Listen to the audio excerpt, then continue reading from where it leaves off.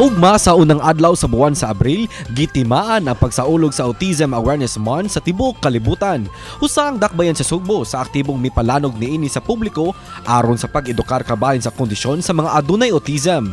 Ang grupo sa Autism Society Ph dinhi sa Sugbo ang usa sa mga nanalipod sa mga katungod kanila. Buot nilang mapaabot sa publiko ang patas nga pagtatar sa katilingban sa mga adunay autism. Sa iranta ang ilang kalihukan this morning, kauban ang duha ka mga advocate. Let's all welcome this morning mga kapuso, Miss Babylyn Virches Roang, Presidente sa Autism Society Philippines, and Miss Sandra Espina, Vice President sa Autism Society Philippines. Mayong buntag kaninyo mga ma'am. Good morning, Miss Cecil. Thank you for inviting us to sa GMA Regional TV Live. It's our pleasure to have you on the program, both of you. Happy World Autism Awareness Month in advance, actually. Correct. That's right, Miss Cecil. Kasi tema na to karong tuiga, ma'am. Well, our theme for this year is transformation or change towards a neuro-inclusive world for all, which matches our goal sa ASP, Miss Cecil, because our goal is to have an Autism Okay Philippines, which means more acceptance, accommodation, and appreciation sa atong mga bata with autism or persons with autism. Ako, ma'am, personally, I have a brother who has special needs. Although dili autism ang iyahang case, but somehow lahi jud ang paagi sa akong parents. I saw the struggle. Unsay sagad na mga struggles ato ang mga parents and families who are dealing with autism. Kasagaran jud ani Miss Cecil no is usually they cannot communicate, so deficit sila sa pag-relate sa ilang needs, physiological needs, and their ability to really express their feelings. So that is their deficit in communication and also in the social aspects. So we know they are very friendly to everybody, but the manner to approach somebody that they want to talk to or ask something is very difficult for them. And daay characteristics sa disla na tawag na to na repetitive behavior because of their sensorial issues. So kaning mga bataan na ani sila mga sensory issues, no? So for example, the five senses that we have. So pareha kani aning aircon nato na adiri Miss Cecil, para nato okay ra man kaayo, no? Pero para nila lain na kaini ilang pamati ani na temperature. So even with the lights, for them this is like a floodlight na naagyud sa ilang naong na nakasentro. So that's why if you see these children also in the malls, when they see these very bright lights, they tend to veer away, no? They run around. And even with the sounds, no? So kaning sounds, electric fan, para nila mura na nighadjong sa propeller sa aeroplano. So what they do is they put their hands on their ears and they start to jump and run around, hoping that the sound, no, will veer away from what they're hearing. So mao ni mga common jud nato na mga characteristics sa mga bata na may autismo. But despite all of those characteristics that you have described, ma'am, unsay mga intervention or programa nato para matabangan usab ang ilang mga pamilya ug ang mga caregivers aron mas masabtan sila? Ang the usual yun, Ana, especially for those katong gi-describe ni Ma'am Sandra nga, kanang dili kay verbal, we really have speech therapy for them. We also do occupational therapy so that they will learn how to use their fine motor skills, ang ilang gross motor skills, how to move about. Kay this is what we need man for our daily living skills, Miss Cecil.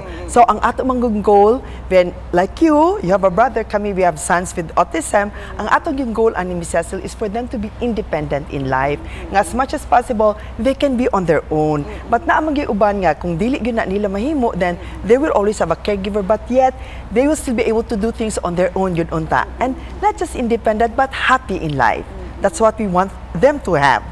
Tinuod. Kita do naman kita mga pamilya man jud ni nato ang dunay mga cases of autism and mind special needs.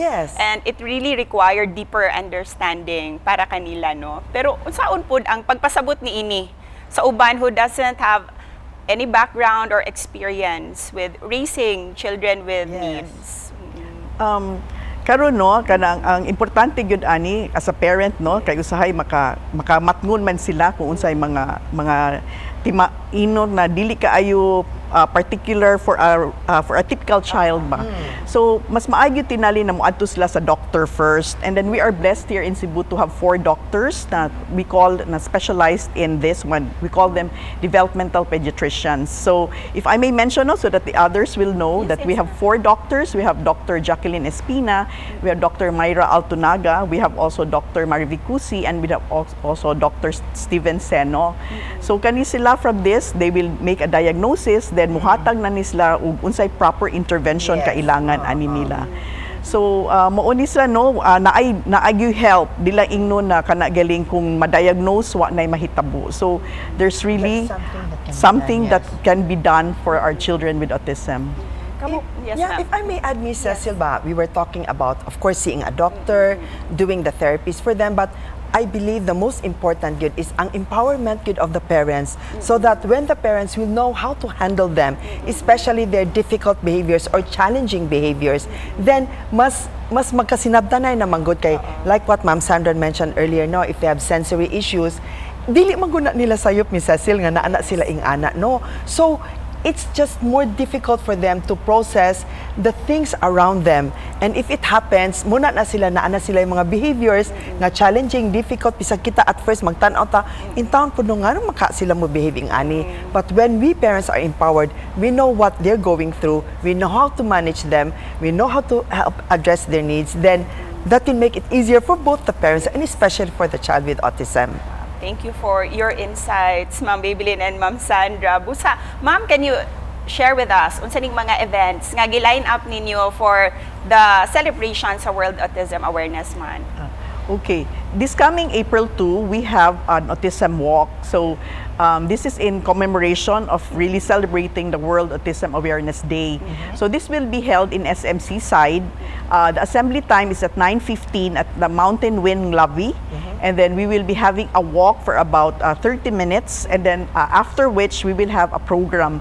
So our program will really entail showing off the talents of these children with autism. And VIP ni mga batana aning adlaw kay ilag yun ni na adlaw, no? So they are being recognized by SM, SM City Cebu and SMC side. They have also free rides, I think, for this month also. If I may add, na-mention man ganina ang mga kids who are low functioning, katong gi-mention ni Ma'am Sandra nga, walay verbal skills, they cannot communicate, but we also have the high functioning ones, which are the ones we will be showing on Sunday, and these are kids who are in school, these are kids who can go to college, and also naaputaan sa atong spectrum, Miss Cecil.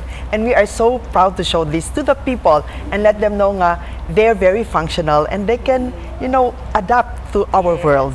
And we're very excited sa mga events ninyo for the World Autism Awareness Month. Yes, Daghang thank you so salamat, much. Ma'am Babylin and Ma'am Sandra. Thanks, Miss Cecil. Thank you so much.